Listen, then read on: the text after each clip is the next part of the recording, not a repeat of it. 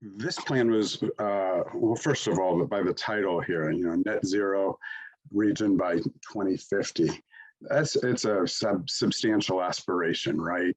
And I didn't think we were going to shoot that high, but and all of the feedback that we got during the 2.5 years that we were putting this plan together, we heard repeatedly that we should shoot for the moon, and I am absolutely confident that this is doable. But there's a lot of pieces to trying to put together to make it work. It combines aspiration and vision with a lot of practicality and strategic thinking and commitment and all the things that we'd need to have to make something like this sing. The plan was developed through a partnership with Climate Action KC. So Mark and Climate Action KC were tied at the hip. If you all aren't familiar with them, they were formed under the leadership of Mayor Mike Kelly from Roland Park and Councilwoman Lindsay Constance from Shawnee, Kansas. And they've assembled, well over 100 elected officials that I think they've said 10 different levels of elected leadership, from city council to county commission to mayor to state legislature to school boards and water boards and more. So there's a lot of firepower there, and it's fair to say that their leadership really was foundational to our ability to even launch this plan and then subsequently to get it adopted. Our board of directors adopted this plan in March of last year. The plan is a framework. Our board was very clear about the nature of this plan. They asked us to develop a framework that could guide local action, but be tailored by local communities to meet their specific needs and opportunities and challenges and constraints. And so this plan is by no means a directive, but it's an attempt to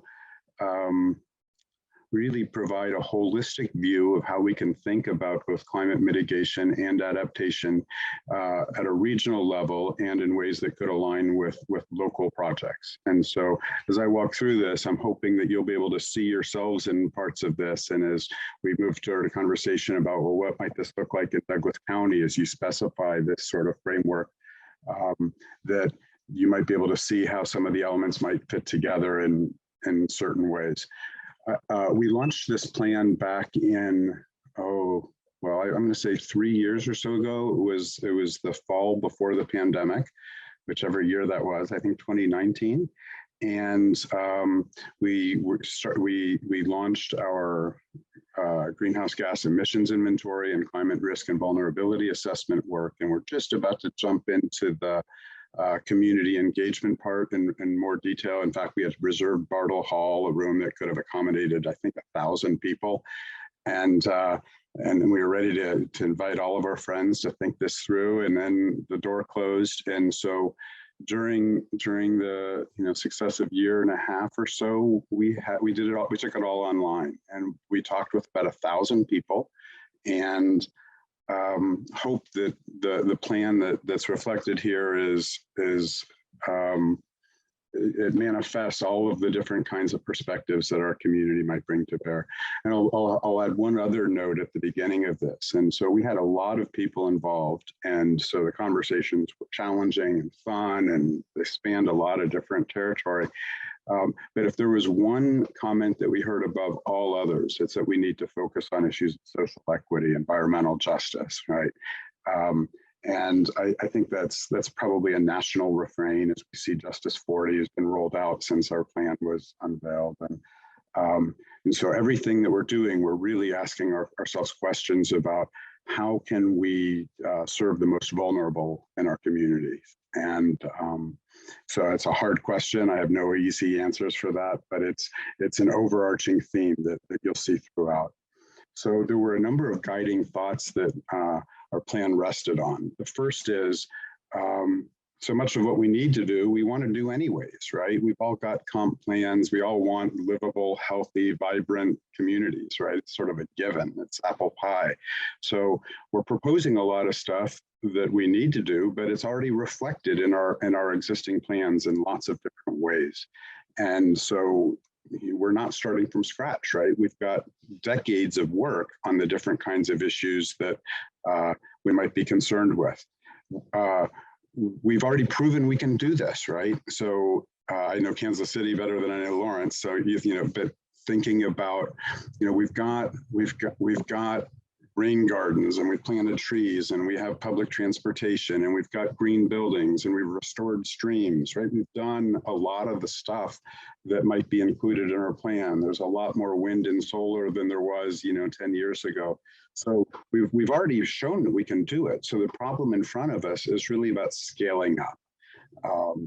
I know how to plant a tree, but I don't know how to create a healthy urban forest, right? I know how to restore, a section of a creek or a stream, but having a healthy watershed is a lot tougher challenge, and so on, right? Having a viable public transportation system that meets all of our community needs, or you go sector by sector. And so the problem is about scaling and really accelerating the pace of progress. The question about leadership coming from all of us is pivotal here. So this is, so each of us on this call play leadership roles in different ways in the county and the city and your respective organizations. I do that at Mark in a certain way, and all of the 1,000 people that we interacted with do as well, whether through a neighborhood organization, a professional organization, a political leadership, civic leadership.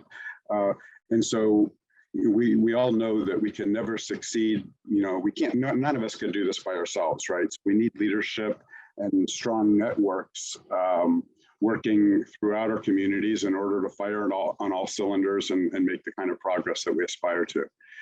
And then the last thing is, do no harm. Doing nothing is harmful, right? Going back to the Hippocratic Oath, but doing a lot is possible. And in this case, doing nothing is in fact harmful, right? So we've got to roll up our sleeves and get going. So as I indicated, we started this plan with 2 analytical pieces. The first was a greenhouse gas emissions inventory.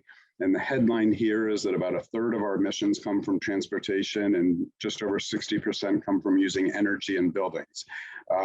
There are, you can slice and dice these numbers a lot of different ways. So while waste might be shown as only 3%, if we were to look at extended supply chains, scope 3 emissions, that number would grow substantially, right? Or and so there's different ways to think about these kinds of things, but really we're talking about using energy in buildings and how we get around. The second big analytical piece that we worked on is this climate risk and vulnerability assessment. So we started with a downscale climate model that was done in maybe 2016 by a group from Iowa.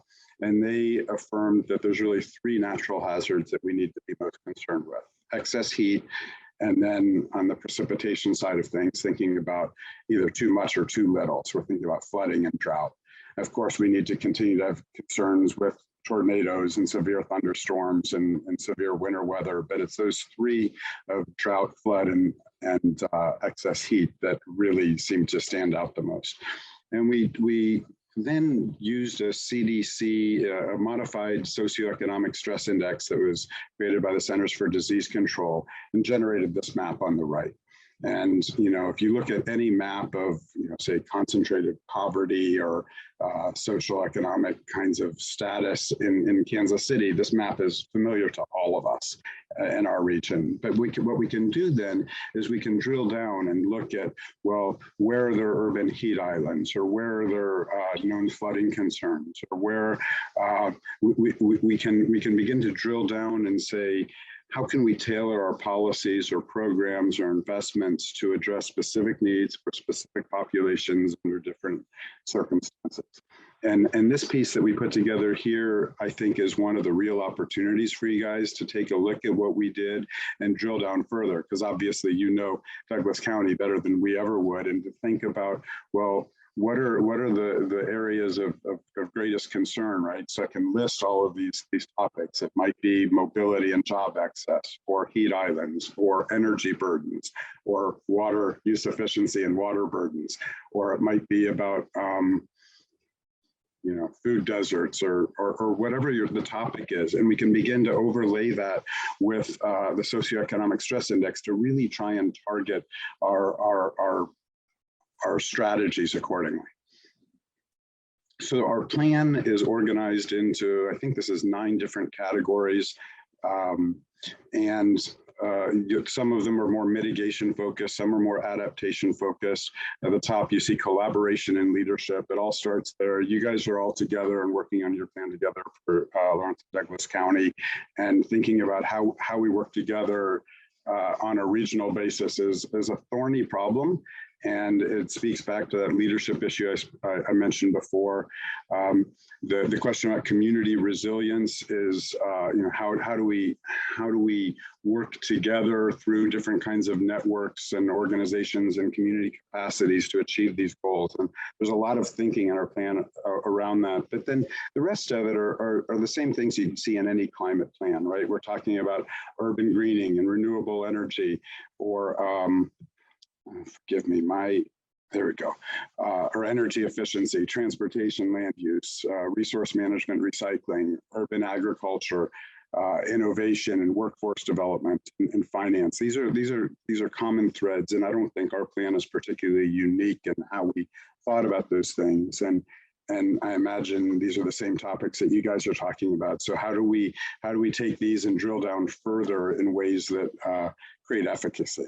So on the mitigation side, this waterfall chart is a product of some modeling that Doug Norsby and our staff undertook. And it shows that today we have about 30 million metric tons of carbon dioxide equivalents. And if in the business as usual case, that number would grow to 37 million by 2050. And so we are trying to figure out, well, how do we get to zero? And so the first two blue bars on the right of building energy efficiency and electricity generation are about the building piece. It's about renewables and having focused energy efficiency work.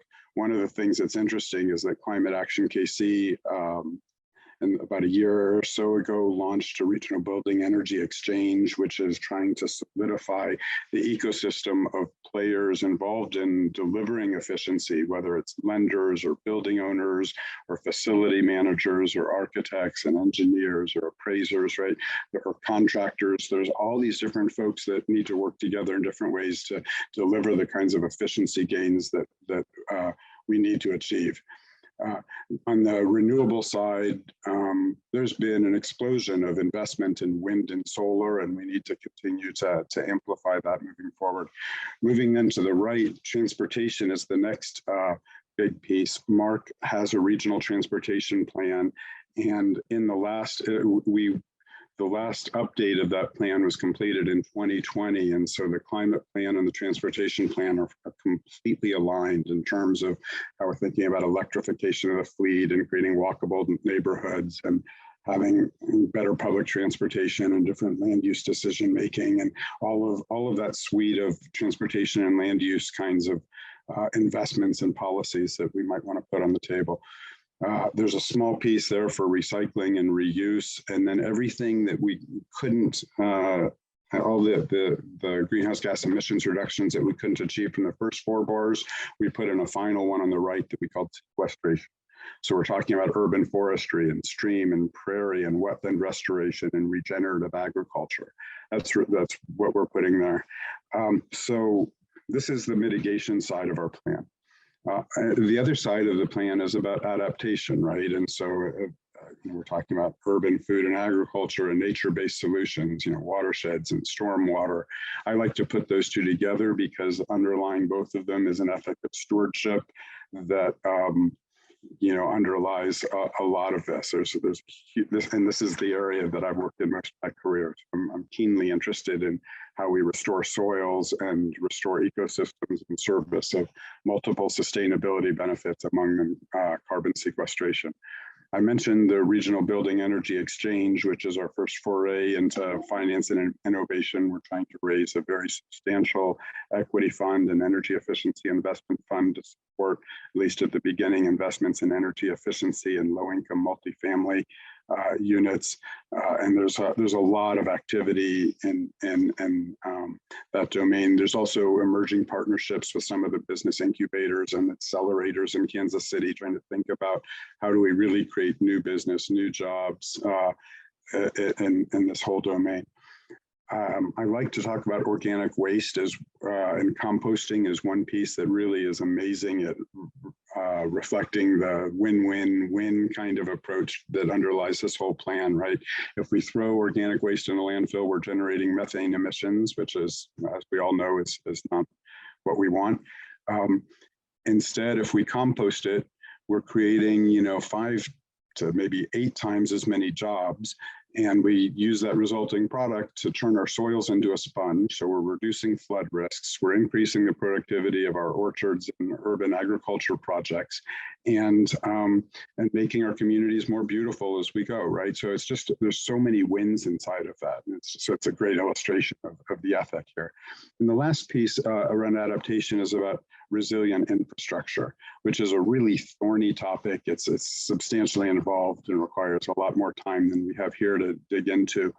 But as we think about how do we build our roads and our sewers and our bridges, and maybe not just think about gray infrastructure, but green infrastructure, linking back to the nature-based solutions piece, there's a lot that we need to consider so that our infrastructure is, on one hand, not contributing to or exacerbating the problems, and 2, able to withstand the kinds of stresses that we'll face in the future.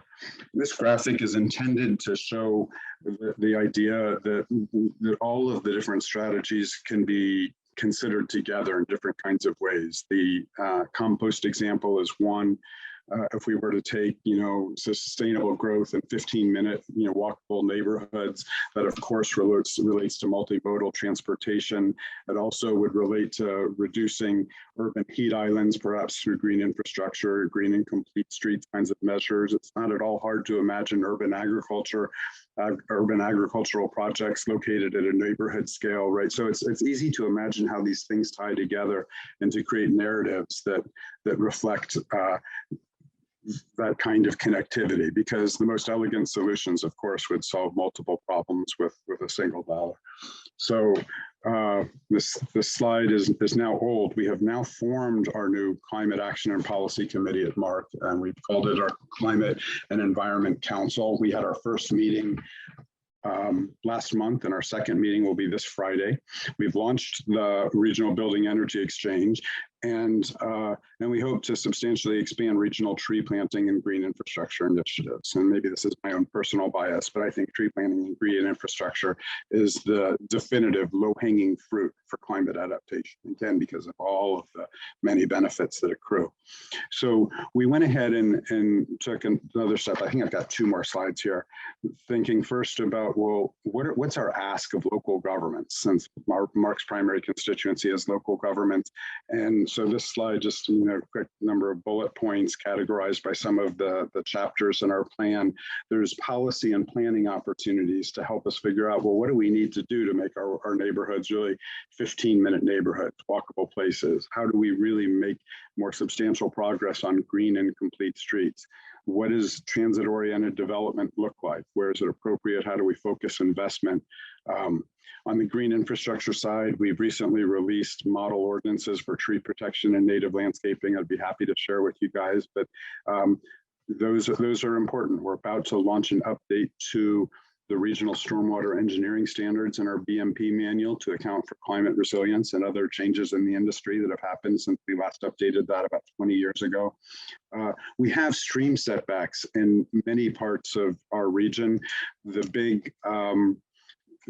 big next step is to begin actively managing the land in these places. In many cases, we've restricted development within proximity to creeks and streams and rivers, but the management of these riparian areas and the restoration of these places are just incredible opportunities to, again, stack ecosystem and community benefits, whether it's alternative transportation or flood risk reduction or water quality or heat island abatement and more. On the energy side, there's a whole bunch of policy measures that the plan queues up. We're really excited that Kansas City, Missouri's City Council just last week adopted the 2021 version of the IECC Energy Efficiency Building Code. So that's a big deal. Many other communities around Kansas City had already adopted the 18 standard, and so that's it's a big jump forward, and it's easy to imagine successive policy interventions that local governments could undertake on different measures, moving from benchmarking to building performance, energy disclosure, solar readiness, and so on. And on the urban food systems piece, there are a variety of planning and zoning issues that could be considered to facilitate more urban agriculture. So there's a lot there to chew on. And in terms of local government actions, we've asked many local governments to formally embrace our plan. And, I'd say, I haven't done the calculation recently, but there's probably 15 local governments now that have made formal endorsements of this plan. And so we're asking folks, so now that you've endorsed, the plan doesn't commit you to do anything, but what are you going to do, right? And so you have a point person or a committee that's responsible for thinking about this. How does sustainability and resilience guide your capital improvement program? Do you have a local risk and vulnerability assessment? Could the thing that we developed be tailored in some ways to meet local needs that you're aware of? How do you infuse resilience and sustainability through your various local plans, a comp plan, a transportation plan, a watershed plan, a park plan? So there's a lot of stuff on the planning side that we've queued up. And then there certainly are opportunities for communities to lead by example. Right? Are all the public facilities retrofitted? Are they energy efficient? Are they net zero? What are you doing on your public rights of way? In Kansas City, Evergy has a program they call Renewable Direct. So it enables local governments or big users of electricity to be essentially net zero for their municipal operations. There are many communities who have joined that program. How do you design a resilient infrastructure? So the stormwater standards update piece kind of begins to speak to that. And then think like a partner, right? This whole deal is predicated on hyper levels of collaboration. And so how do we work together and on a community-wide basis to advance the different kinds of ideas that are on the table? And how do we create new kinds of partnerships with different institutions, schools, businesses, hospitals, residents, so on, to be able to get further faster? So I'm going to stop sharing for a second, and maybe I'll make one other set of comments. So since the plan was developed, we've had a roadshow. This is a variation of this PowerPoint that I just shared with you. I've taken it to lots of communities. Many of them have, as I said, formally endorsed this plan. And the conversations have always been productive, right? In some cases, I've been nervous, how many deniers are going to be on the commission or whatever. And in every instance, regardless of the composition of the political body, I found it to be really easy to find common ground. And it might not be around sometimes the language shifts and it's not about climate, but it's about saving money, or it's about rural quality of life, or it's about flood risks, or it's about building energy use. There was one community, a smaller community, that in that super cold snap last February, I think it was Lewisburg, that said they had a $4 million heating bill for the month of February, which is just an absurd number, and it blew away blew their budget out of the water. And the obvious answer was, right, you need to retrofit your building so it's more efficient. It's a really clear first step, and it's sort of there's nothing really to argue about other than how do you manage a project like that in the most cost-effective way. So these conversations in every community have been productive, and there are many communities who are now beginning to make progress. Kansas City just adopted their own resilience plan. Overland Park is undertaking a new comprehensive plan update, and resilience is going to get woven all through that. There's all kinds of different things underway around our community where we're seeing these resilience concepts get woven in different ways. And so in a lot of ways, we're just trying to blow air into the sails of all of the folks involved in all these different sectors to be able to make progress, as much progress as we can, as fast as we can, but in ways that bring everybody along with us.